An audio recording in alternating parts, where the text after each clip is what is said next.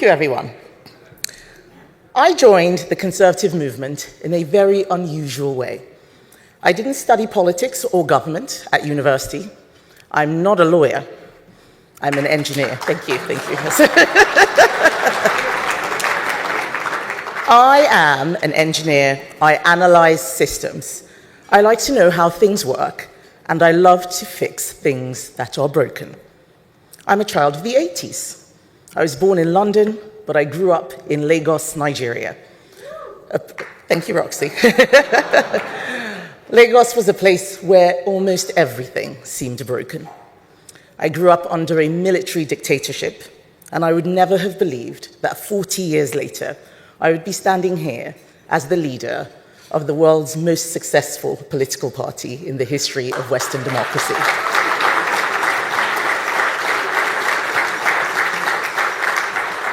And yet, I am here as leader now because my party suffered its greatest ever election defeat.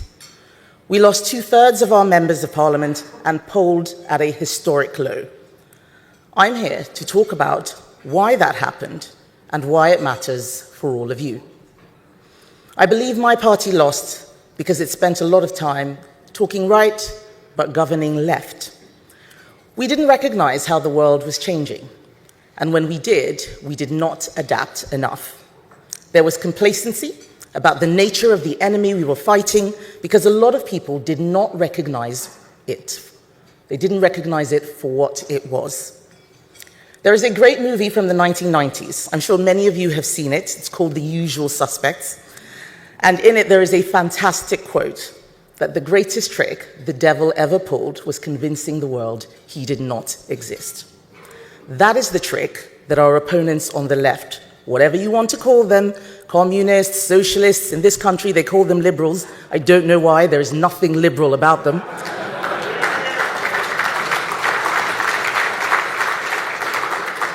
But there is a trick that they play, which is that they smuggle ideas and policies that look like liberalism, but are anything but. Liberalism has been hacked. Let me give you an example.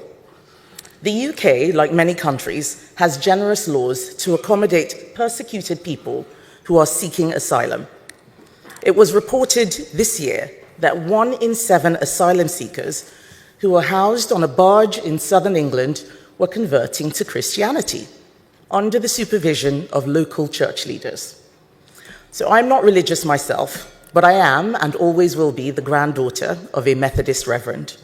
And I know the joy that comes to priests every time their flocks grow and a sinner repenteth.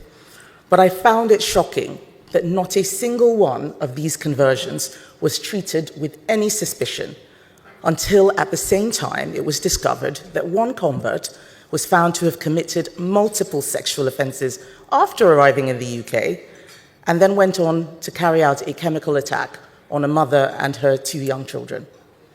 And it turned out that over many years, we have had very naive church leaders converting people who had no interest in Christianity as a means to circumvent border control. This is what I mean when I say that liberalism has been hacked. When a system that makes accommodations for the vulnerable is being exploited by opponents of that system, something needs to change. These aren't features of the system. They are bugs, and they need fixing. If conservatives and liberals try to manage migration with simplistic tests and no overall vision of what kind of country we are trying to create, we will fail, and the voters will punish us, as my party found out in July. There are many, many ways that liberalism is being hacked, both socially and economically. In January this year, Javier Milei gave a fantastic speech in Davos, of all places. But I must quote it, because it had very similar themes to a speech that I gave 2 years ago, which I'm hoping actually inspired him. And in his speech, he says, "It may sound ridiculous to suggest that the West has turned to socialism, but it's only ridiculous if you limit yourself to the traditional economic definition of socialism, which says that it's an economic system where the state owns the means of production. This definition should be updated in the light of current circumstances." And he goes on to say that today states don't need to control the means of production to control every aspect of the lives of individuals. With tools such as printing money, debt, subsidies, controlling the interest rate, price controls, and regulations to correct market failures, the state can control the lives and fates of millions of individuals. He is absolutely right. 2 years ago, when I gave that speech about how so many leftist ideologies have snuck into institutions across the Western world, wearing the clothes of the civil rights movement, but they are not about civil rights. So many people don't know what freedom really is because they've always had it. They have no idea just how lucky they are and just how fragile freedom can be.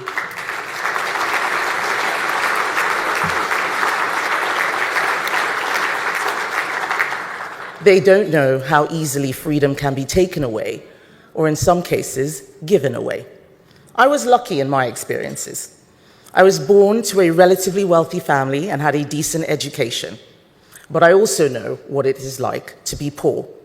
I watched my family become poor as their wealth, income, and savings were inflated away by destructive government policies. But they didn't call it socialism, but it definitely was. Capital controls, no freedom of movement, government owning the means of production. And there was no freedom either. The government decided which school your child went to, it decided which businesses could or could not operate, all the way to arrests with no trial and state-sanctioned murder. So I know what freedom looks like. It's what I had in the UK. I know the values that can make citizens wealthier and happier, and how without them, they become engines of misery and despair. Classic liberal values, not left-wing liberalism, but classic liberalism of free markets, free speech, free enterprise, freedom of religion, the presumption of innocence and trusted institutions within the rule of law, and equality under the law, no matter who you are or where you come from. All of those things were missing when I was growing up as a child. So I know their value, and I know that in the West, we may be losing what made our countries great. All of us here are custodians of a great tradition, a tradition that is under threat. We all have something in common, whether you identify as a conservative or as a classic liberal, all of us on the center-right share these values, and we are dealing with the same problem, and that is that those values have been hacked, they have been undermined. But if we can spot the trick, we can stop it from destroying our societies. We are giving away freedoms away by stealth because we don't know that value, and we are not adapting. Ideologies and beliefs that demand our tolerance, even as they seek to undermine the very culture and institutions that create that tolerance. It is the question all of us in politics today must answer. How do liberal democracies, which are so tolerant and so accepting, fight against the intolerance of those it has accepted, of different norms, customs, and values which are accommodated within the liberal framework, but which seek to undermine it at every level? I started my speech by explaining that I joined the Conservative movement in an unusual way. It started when I moved back to the UK from Nigeria, age 16. My parents were doctors. They wanted me to be doctors just like them. So I got to London and got a job at McDonald's. And then I started off part-time at a local college where I told them what my ambitions were. And it was the first time in my entire life that a teacher told me, a straight-A student, that my ambitions were too high. She asked me if I was sure I wanted to be a doctor. It would be much easier if I became a nurse. And I realize now that she was trying to be helpful. In her own misguided way, she thought that black kids were not very academic. She wanted me to aim low and succeed rather than aim high and fail.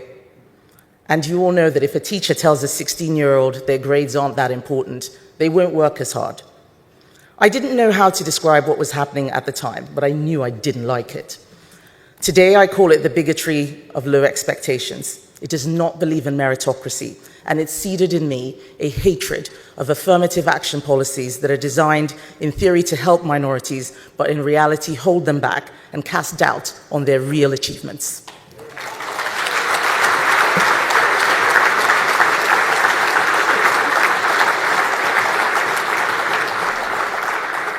The truth is that the left are not that interested in ethnic minorities, except as a tool to fight their battles against the right. In fact, just this morning, the British Prime Minister, the Labour Prime Minister, made a joke about how I worked at McDonald's. He would never have dared to do that if I was a left-wing activist. And if a Conservative Prime Minister had made those comments about a black party leader, they would have been called a racist and asked to resign.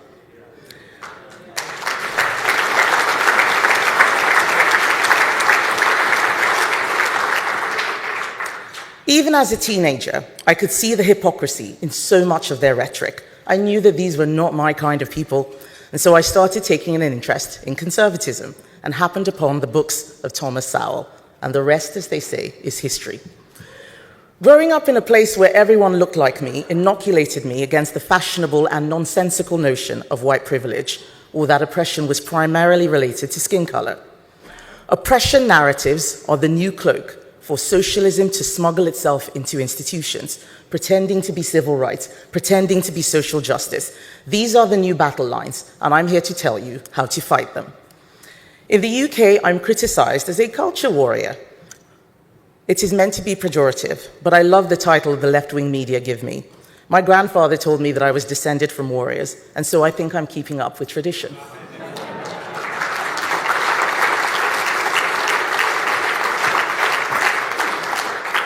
I believe in tradition, and if we don't defend our culture, who will? So how does liberalism get hacked, and how do we fight it? Let's start with an example. We all believe in freedom. None of us want our country to be invaded, so of course we are against imperialism. Suddenly, a group turns up. They want to promote anti-imperialism. It sounds okay. The government gives them money, they get university grants, they write textbooks, and they bring those narratives into the school curriculum. And suddenly you find that anti-imperialism is directed solely against our own country, or the West. They're not attacking China. They're not attacking Russia. In fact, in some instances, they praise Russia, which is actively carrying out an imperialist agenda against Ukraine.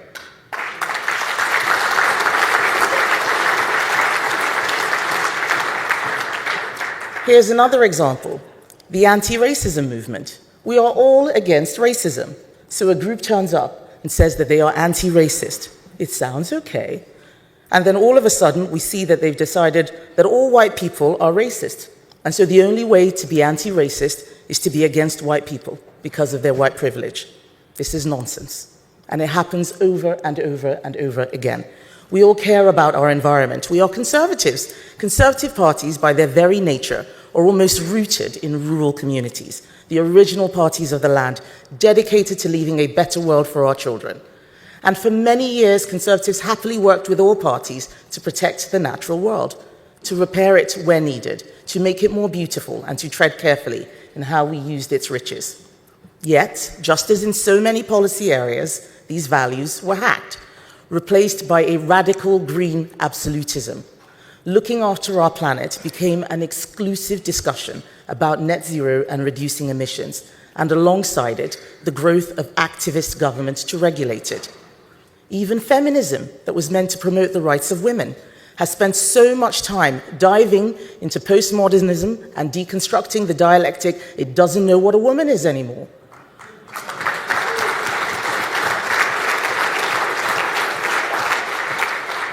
But harm is caused. That movement doesn't know what a woman is to the extent that in Scotland they were putting rapists in women's prisons simply because the men declared themselves women. This is how liberalism gets hacked.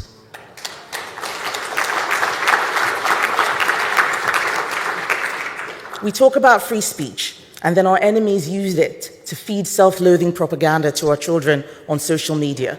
We talk about freedom of religion, only to see those that do not want freedom use their religion and use their rights to take away the freedoms of others, as we saw just last week in the UK Parliament when a Labour MP effectively demanded blasphemy laws. The presumption of innocence is thrown away and replaced with cancel culture, masquerading as justice. The right to protest is used as a cover to carry out intimidation, most recently, as we've seen in cities across the world, of Jews. Posters of missing children and kidnapped hostages are ripped down, denying the freedom of others to be heard. Our history, read through the most hostile and negative interpretations, taught to children and widely propagated on our own media. These problems are not just national, they are international. The European Convention of Human Rights is now interpreted well beyond the intentions of its creators, to a point where nations can no longer arbitrate fairly between citizens. Motions at the UN that would never pass now do so regularly because of the moral cowardice of those who should know better.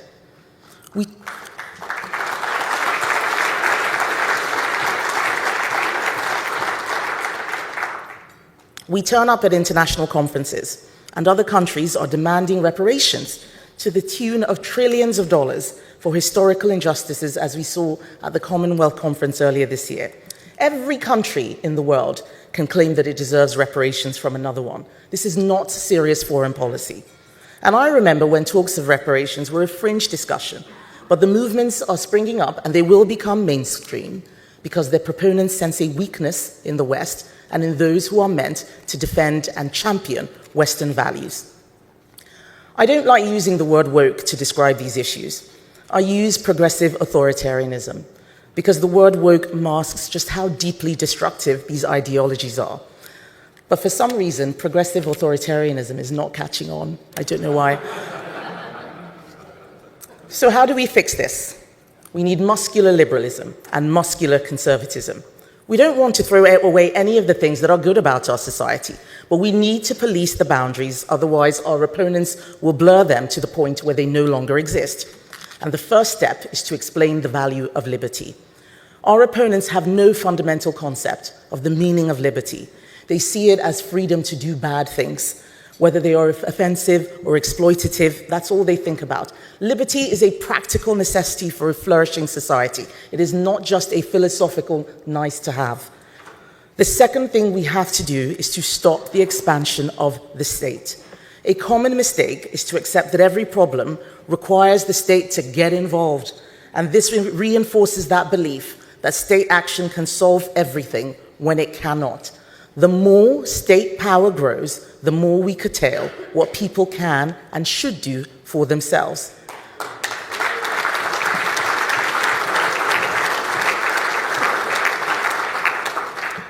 Worse, we reduce people's ability to think for themselves. And this is why I'm so excited about DOGE and what President-elect Trump and Elon Musk will do on government efficiency. It is terrifying people all around the world, but I think that it's going to be absolutely brilliant.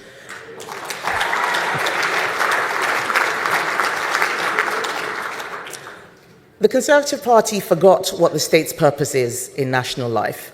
No longer asking what it should or should not do, the state expanded and taxes went up. Instead, we use state power to continue tinkering with every aspect of life in order to achieve social justice. And if we keep doing that, we will sleepwalk into a planned economy far more oppressive than thinkers in the 20th century could ever have thought. The third thing we have to do is to stop being afraid to defend our beliefs. Let's stop being shamed into staying quiet. Part of the problem is that for the center-right, liberty has come to mean laissez-faire, that we should sit back and do nothing. We are told we must not take sides, not fight culture wars, that this is the operation of a free society, that this is progress. This is not progress.